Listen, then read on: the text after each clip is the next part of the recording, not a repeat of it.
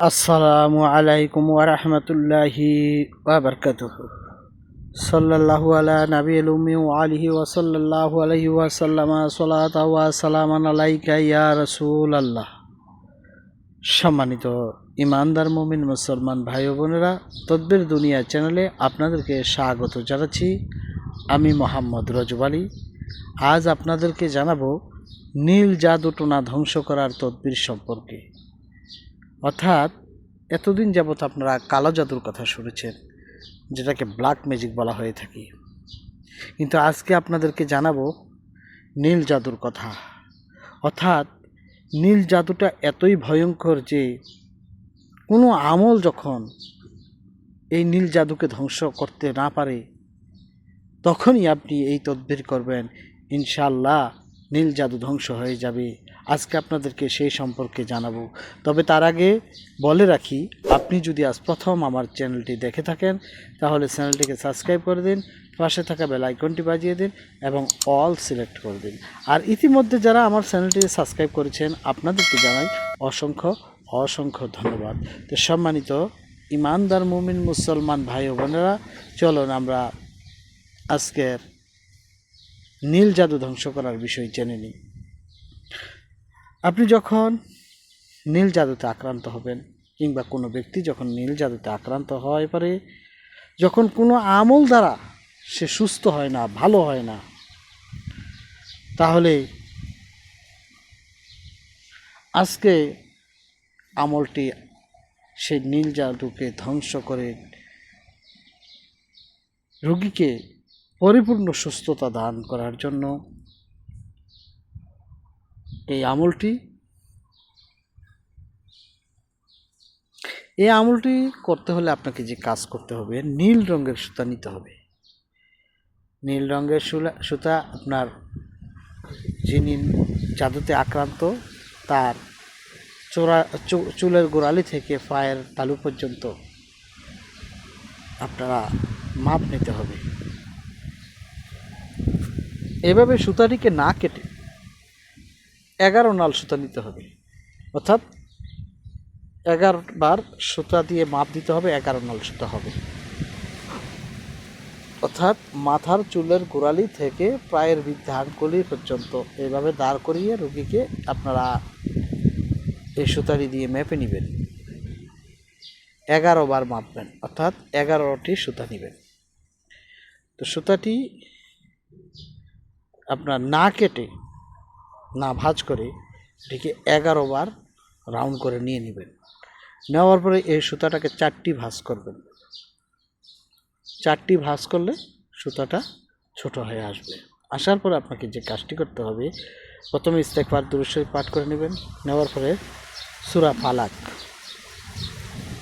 আপনারা কী করবেন, সূরা ফালাক 11 বার পাঠ করে 11টি দম করবেন এবং সুতাটিকে 11টি গিঁট দিবেন। তারপরে আপনাকে যে কাজটি করতে হবে, এই সুতাটিকে জ্বলন্ত আগুনের মধ্যে নিক্ষেপ করতে হবে। আপনি যখন এই জ্বলন্ত আগুনের মধ্যে সুতাটি নিক্ষেপ করবেন, দেখবেন যে এই সুতাটি থেকে এমন একটা দুর্গন্ধ বের হবে, পচা দুর্গন্ধ, অর্থাৎ জাদুটা ধ্বংস হতে থাকবে। আর এই সুতার মধ্যে থেকে আপনাকে একটা দুর্গন্ধ ছড়াতে থাকবে। আমি এই নিয়মটি আবারও বলছি, নীল জাদুকে ধ্বংস করতে হলে আপনাকে যে কাজ করতে হবে, নীল রঙের 11 নাল সুতা নিতে হবে। এই সুতাটা রোগীর চুলের গোড়ালি থেকে পায়ের বৃদ্ধাঙ্গুলি পর্যন্ত মাপ নিতে হবে। এইভাবে 11 বার, অর্থাৎ 11 নাল সুতা দিয়ে 11 বার। সুতাটি হতে হবে নীল রঙের।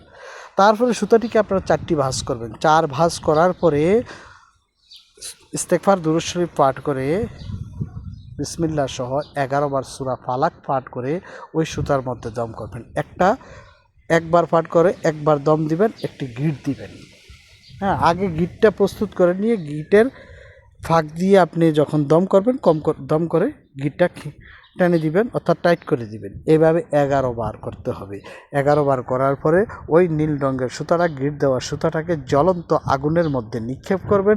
আর জ্বলন্ত আগুনের মধ্যে যখন এই সুতাটা ফুটতে থাকবে, জাদুটা কাটতে থাকবে। জাদুটা ততক্ষণ পর্যন্ত কাটতে থাকবে যতক্ষণ পর্যন্ত আপনার এই সুতাটা পোড়া না হয়। তো দেখবেন যে এই পোড়া সুতা থেকে পচা দুর্গন্ধময় এমন দুর্গন্ধ শুরু হবে যে আপনি টিকে থাকতে পারবেন না, এত পচা দুর্গন্ধ বাস এই সুতা থেকে নির্গত হতে থাকবে। তো এইভাবে আপনাকে যতক্ষণ পর্যন্ত রোগী সুস্থ না হয়, যতবার করা প্রয়োজন মনে করেন ততবার পর্যন্ত আপনাকে এই তদবিরটি চালিয়ে যেতে হবে। 1 ঘন্টা অন্তর অন্তর আপনি করেন, অথবা আজ করলেন 5 ওয়াক্ত নামাজের বাদে প্রত্যেক নামাজের শেষে একবার করে করে নিলেন। অর্থাৎ এক কথায় যতক্ষণ পর্যন্ত জাদুর ক্রিয়াটা নষ্ট না হচ্ছে ততক্ষণ পর্যন্ত আপনাকে এই তদবিরটি করতে হবে। আর প্রত্যেকবারই দেখবেন যে যতক্ষণ পর্যন্ত দুর্গন্ধ বন্ধ না হবে, পচা দুর্গন্ধময় যে তেজস্ক্রিয়তা দুর্গন্ধের, এটা যতক্ষণ পর্যন্ত বন্ধ না হবে ততক্ষণ পর্যন্ত আপনার এই তদবিরটি করবেন।